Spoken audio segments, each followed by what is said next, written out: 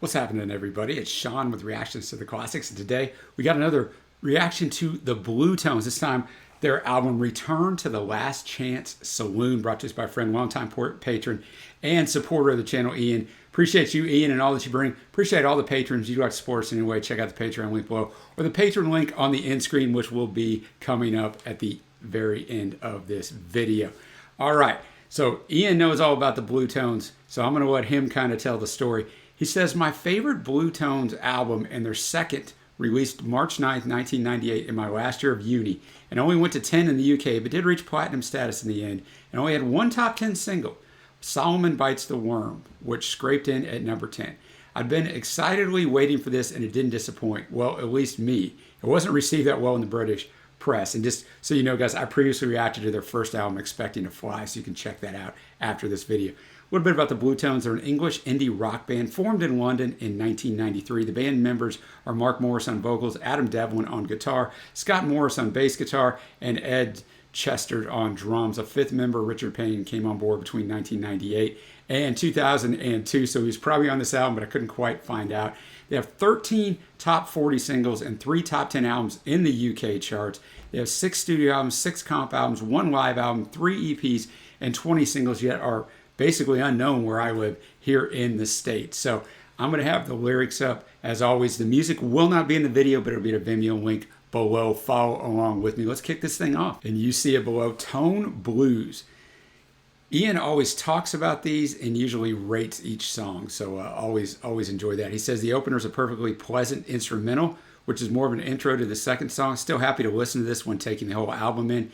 As a standalone tune, only a 6, but as a stage for Unpainted Arizona, the second track, it works well. So I'm going to play these two back to back rather than stop it after the instrumental. So the next song, Unpainted Arizona, Ian says normal service is resumed with a song that's heavy bass dominant and pretty simple lyrics, enjoyable 7. So once again, thanks Ian. Let's get after this. Unpainted Arizona, I talked about the Tone Blues, the instrumental. Interesting tactic to start the album off with an instrumental, but it's not very long. It's 2.5 minutes long, so I think that works and lets everybody kind of get involved and warmed up.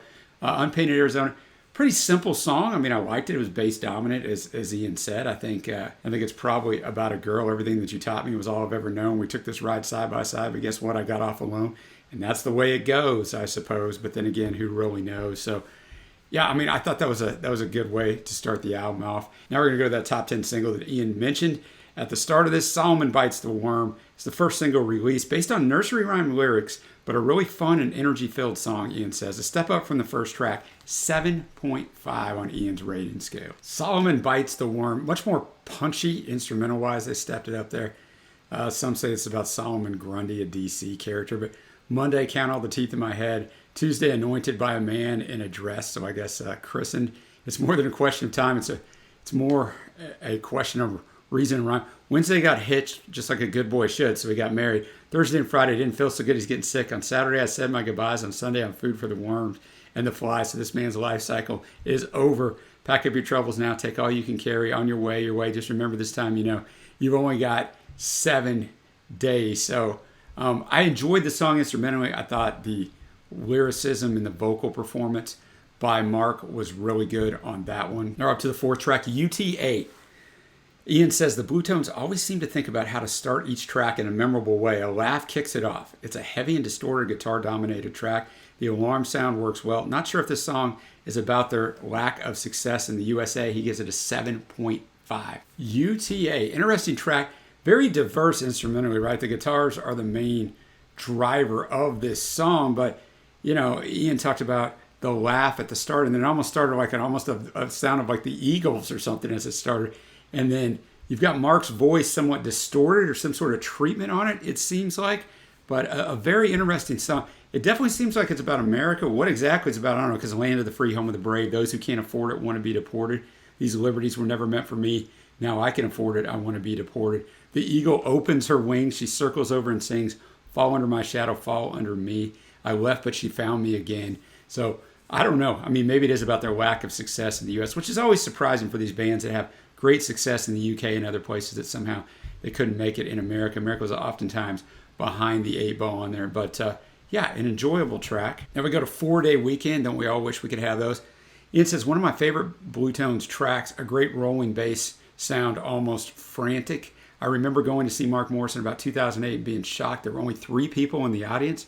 Mark started his set and asked if we wanted any Bluetone songs, which of course we did. He struggled to remember how to play the guitar part on a 4-day weekend, probably because Adam Devlin would have played it normally. Had a lovely chat with Mark after the gig. A special memory for me. Ian gives this one a 9. 4-day weekend, for me, by far the best track so far. Adam's guitar work on here is fantastic. Mark sounds great. The lyricism on this song, really, really good. I mean, everything is on point. I don't care much for tradition. I know you'll be leaving one day. I can't promise I'll ever be the one, but if you love me till Monday. And then he talks about somebody to stay with me. Forget we ever said the words, the future is dead. That's what you said. It's all in your head. You see, not mine. I'm fine. I'm alive. I've arrived. It's so catchy when he hits into that. We thought we could make a difference, but you remember when the pyramids are dust? We've got to learn that these bridges that we build can be as fragile as loved ones' trust. So gets into that. Here comes my everything. This is my everything. There goes my everything. Bye-bye, my love. Just a great, great song. And at the very end, he's like, let's forget about the questions we've been dragging around for years. Let's clear this smoky air between us, then say goodbye and shed no tears. So he accepts the fact that it's over, even though he didn't want it to be. Now we go to Sleazy Bed track. Ian says, straight into my second favorite track. The serious and tragic sounding verses interspersed with the more upbeat chorus. I think it works really well and resolves in melancholy. You know, it's interesting because obviously I'm playing this off Spotify. Spotify didn't exist when this album came out. So even though Solomon Bites the Worm was the top 10 hit, I always like to see what has the most plays. And this song by far, Sleazy Bed track, has the most plays at over 4 million. The only other song that's over 500,000 will be the track after this, If. So this one by far, in retrospect, is the most popular track. This is also most notable for being featured in the Scott Pilgrim vs. the World soundtrack, an 8.5 for Ian. Sleazy Bed track, really good song. Man, really good song. I mean, they're about to, do their thing in bed, but in that, he's saying, and I know I shouldn't say, but you've been acting strange the last few days. And this has made me think your pills have cost too much. And when you can't feel them work anymore, so pour them down the sink. And listen to me. All you got to do is kick off your shoes and lay down. Climb up here with me and let's forget about sleep and lay down. So let's do some other stuff. But he is telling her, like, get rid of these drugs, right? Why hide your face from me? Why turn away? All I want to do is pull you closer and say, feeling kind of tired, but it ain't exactly beating down my door. Will you listen to me? All you got to do is kick off your shoes and lay down. So, an interesting song, just the way it's framed up, but it does have some real depth to it. So thought it was also actually weirdly catchy, nice guitar tone there. Next up, we have the song If, ...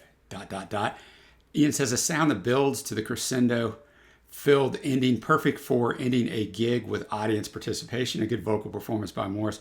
Some fun and clever lyrics. Every Bluetones gig leaves me hoarse from singing nah, nah, nah, nah, nah, nah, nah to the end of this song. 8.5. Some really good guitar work, some really good bass work by Scott on here. I don't really mention Ed Chester's too much on drums, but he's very consistent throughout. But and then why does that nah, nah, nah, nah? Why does that work in songs? It just does, right? It just sticks in your head. It's just one of those things of why you end in a song that way, yet it works in almost every song you ever hear it in. He basically just says, you're so different than I try and just die, I die. You know that I need you more than I want you. I thought that's a great line right there. I need you more than I want you, but I want you for all time. So I guess I'm on the line in that chorus. It's all I can do. Sing these stupid songs to you. I give up half my time just trying to think up words that rhyme.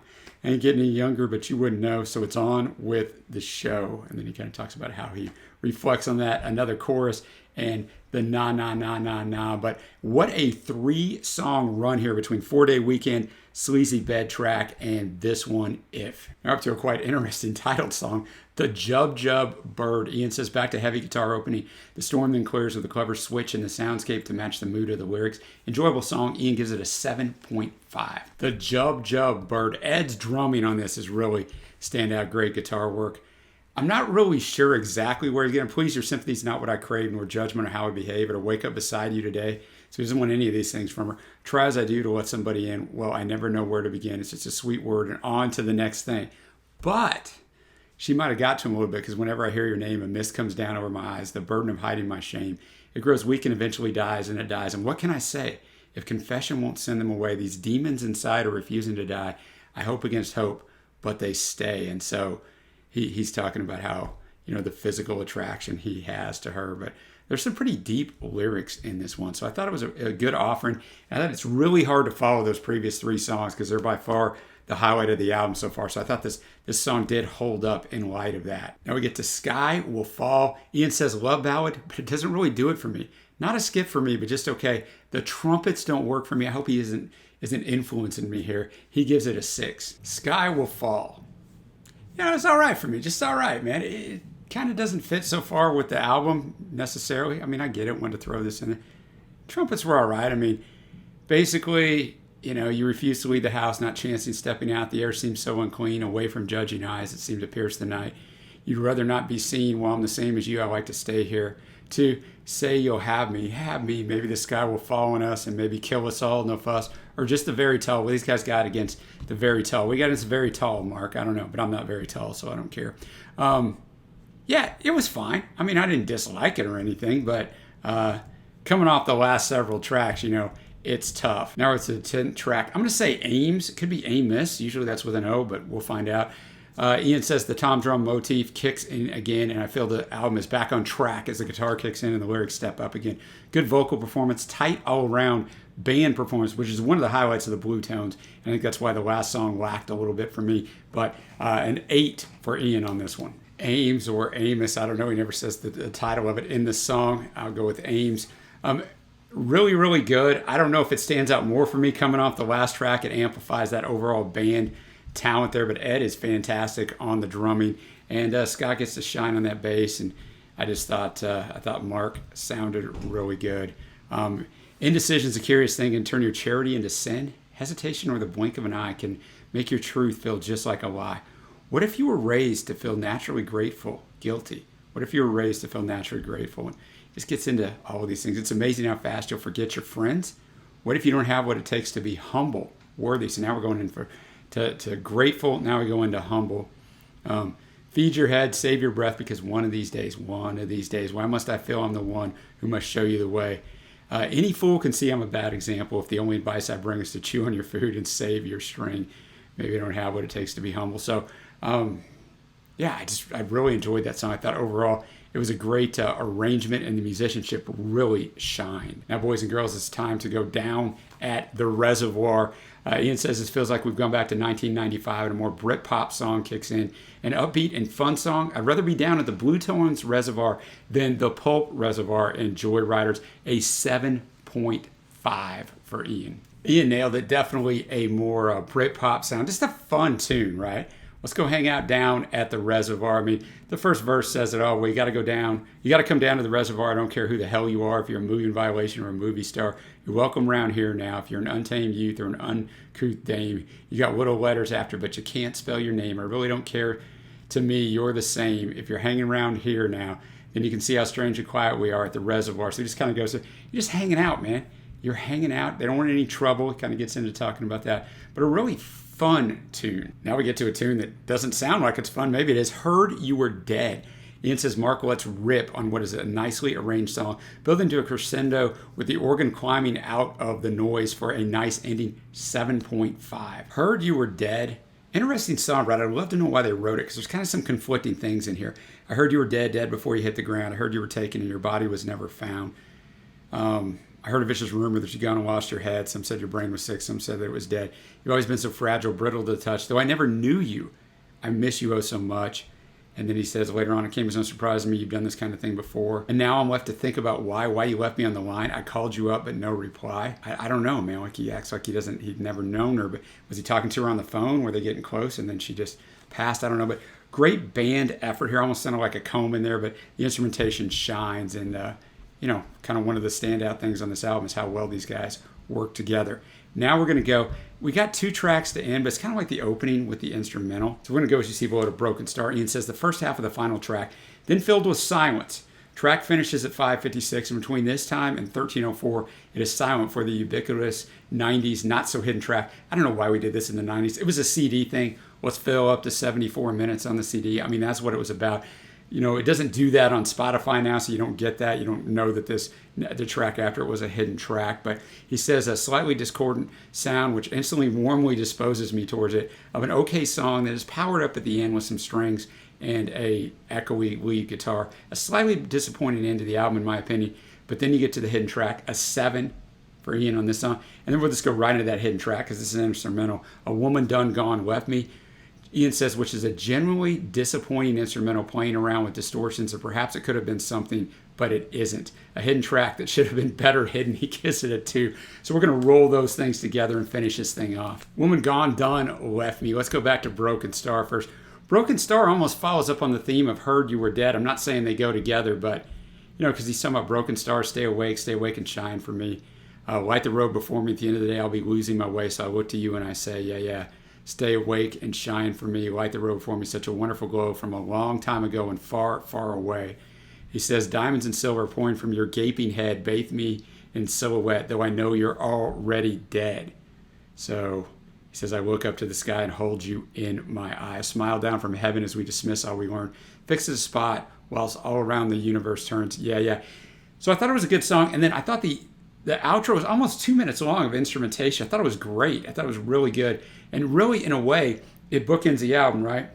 Because we started out with the instrumental. So I think that bookends the proper album. And as I talked about with the CD, a lot of acts like to put hidden tracks at the very end so they use the full 74 minutes. And I think if you're in the acts, in the artist spot, right, you might think, man, I don't know if it's something really good there, because the great majority of us never made it to that, right? We're kind of like, why is this song 13 minutes long? And you kind of wondered, and you could press this little fast forward to go through on the CD and try to get there. But most of us just kind of rolled. I mean, there was not much of an internet, boys and girls, during a lot of the CD time. So we didn't know that we should hang around and listen. So maybe they just wanted to throw something on there. So they filled it up, but didn't want to blow it out because, it didn't really work. But I almost don't even consider it the proper end of the album. I'll just consider Broken Star that way. That's going to segue me into my favorite tracks. Honorable mention, we'll go with Solomon Bites the Worm and Ames. Hopefully I'm saying it right. And then the faves, it's that 3-song run. 4-Day Weekend, Sleazy Bed track, and If. I mean, what a wonderful 3-song run right in the middle of this album. And so here's what Ian has to say before I give my overall score. He said, listening to this album again was a pleasure and has reaffirmed my appreciation for it. The hour flew by and it left me wondering why it had received mediocre reviews and relatively poor sales. It was more the same recipe found in Slight Return, but with a couple of less pop hits, but some really solid tracks. Mark Morris is a great songwriter and strong lead singer, and instrumentally, it's at least as strong as the first album. Many second albums disappointed in the 90s as bands used all their best material in their first shot at fame, but then scraped the barrel for the second. So I'm just going to jump in there. That's exactly right, because back then, I won't say it was harder to get discovered, but it was harder to get discovered. You didn't have YouTube, you didn't have different things where people could instantly access you. So you were grinding it out, right? Touring usually for years, writing songs upon songs. So when you got your first record deal, right, it was like, hey, I'm going to choose my best 10, 12 songs, or in the 90s, my best 15, and that's what we're going to put on. It's like, man, you're great. And that's why you always get that sophomore slump from so many bands. But Ian says, the Bluetones took 3 years to create Return to the Last Chance Saloon. I think it works at least as well as Slight Return. Perhaps it was just the lack of novelty that disappointed the press, or maybe it was the damp ending. Another nostalgia-tinged 8 for me. I know it's not as good as Slight Return, but I find myself enjoying it more. Go figure. No, I get that. I have tons of albums that I think, man, it's a really good album. It's an 8.5, but I would never listen to it again. I have another album that might be a 6.5, and I'm like, yeah, man, I'm got that thing on repeat. So I get that. We can't really quantify our musical taste, right? So for me, I look at this. It's a 14-song album. I look at it as 12. You got those instrumentals, if you want to count the hidden track on there. So you got 12 songs. 5 of them end up on my faves list. I'm going to be lower than Ian just because I haven't heard it before and I don't have the nostalgia to it. But I'm still be at a very strong 7.25. Really did enjoy it. Really did enjoy the Bluetones. I have no idea why they didn't make it here in the States, but we'll add them to the list of many that should have. So thank you, Ian, as always, bringing the great stuff. Love your comments. Thanks, everybody, for watching. Until next time, guys, I will see you.